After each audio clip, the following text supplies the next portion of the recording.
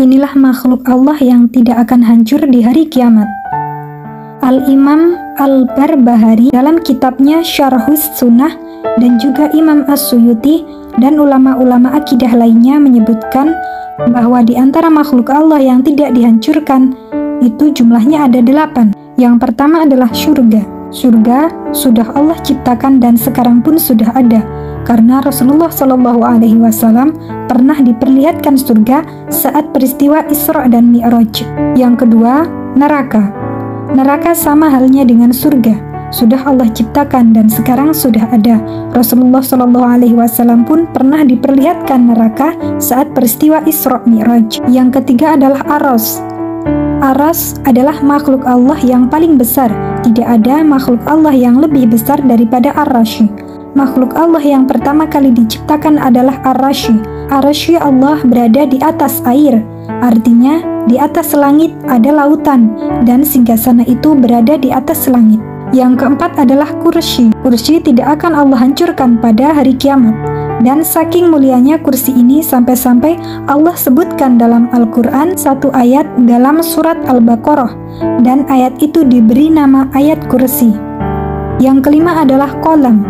Kolam atau kalam adalah pena, yang merupakan substansi pertama atau biasa disebut sebagai akal pertama, dan lembaran. Mayasturun ialah lembaran yang terpelihara, atau lauh mahfuz, atau umul kitab. Ada yang mengatakan bahwa letak lauhil mahfuz dan juga kolam berada di Ar-Rasy. Yang keenam adalah lauhil mahfuz. Lauhil mahfuz disebutkan dalam surat Al-Buruj, fi lauhil mahfuz. Lau itu semacam papan. Disebutkan para ulama yang dimaksud lau ini adalah makhluk Allah. Satu makhluk Allah yang dikumpulkan padanya seluruh takdir-takdir makhluk diletakkan di situ. Sejak mulai pena menulis sampai kiamat dibangkitkan tercatat di situ.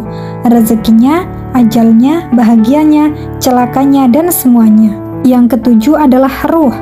Ketika kiamat terjadi, kata para ulama, ruhnya orang-orang beriman diletakkan di tempat paling tinggi, sementara ruhnya orang kafir dan munafik diletakkan di tempat yang paling dasar di perut bumi. Sampai pada waktunya, tiupan sangkakala yang kedua, barulah ruh dikembalikan lagi ke jasad-jasadnya. Yang kedelapan, tulang sulbi atau tulang ekor manusia. Semua manusia punya tulang ekor, walaupun badan kita hancur dimakan cacing tanah, dihantam oleh hari kiamat hingga bumi hancur, tetap tulang ekor manusia tidak akan hancur, karena Allah akan bangkitkan manusia dari situ.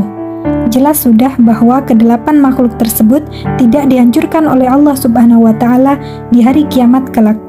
Wallahu a'lam bishawab.